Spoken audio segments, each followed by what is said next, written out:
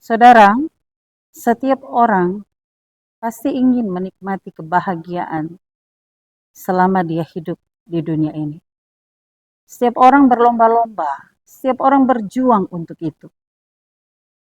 Dan pasti setiap orang juga menginginkan kehidupan yang kekal bersama dengan Bapa di sorga. Tapi sesungguhnya apa yang kita lakukan semasa hidup itu menentukan di mana nantinya kita berada ketika mengalami kematian. Hidup tidak hanya di dunia ini, saudara.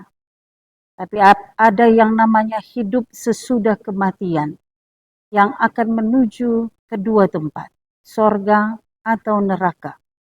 Kita melihat dari Lukas pasal 16 ayat 24 dan 25. Lalu ia berseru katanya, Bapak Abraham kasihanilah aku, suruhlah Lazarus supaya ia mencelupkan ujung jarinya ke dalam air dan menyejukkan lidahku, sebab aku sangat kesakitan dalam nyala api ini. Tetapi Abraham berkata, Anak, ingatlah bahwa engkau telah menerima segala yang baik sewaktu hidupmu, sedangkan Lazarus segala yang buruk. Sekarang ia mendapat hiburan dan engkau sangat menderita. Kebahagiaan, kesenangan hidup yang dirasakan oleh orang kaya dalam cerita Lazarus dan orang kaya ini ternyata hanya sementara. Yang dia dapat di kekekalan adalah api yang tidak pernah padam. Dia meminta kepada Abraham untuk sedikit saja menghilangkan dahaganya semasa di dunia. Dia menikmati kemewahan dan kekayaannya. Dia kenyang. Sementara orang lain kelaparan dan kehausan tidak dia pedulikan. Sehingga berbanding terbalik ketika ada di tempat yang kekal.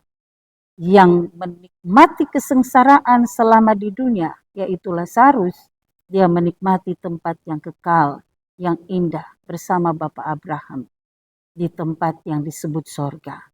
Kemudian orang kaya yang menikmati kekayaan kemewahan, dia menikmati tempat yang paling sengsara dalam kekekalan yang tidak akan pernah berakhir. Bapak Ibu Saudara, selama kita diberi kesempatan hidup di dunia, hiduplah dengan baik. Tetaplah hidup beriman sambil memperhatikan orang-orang yang ada di sekitar kita. Jangan kita sudah kekenyangan, berkelimpahan, tapi kita tidak mau berbagi dengan sesama. Tempat kita ada di api kekal. Kehidupan yang individualistis itu semakin nampak hari-hari ini. Karena itu Bapak Ibu Saudara sebagai orang percaya, mari hindari itu. Kita diberkati untuk memberkati.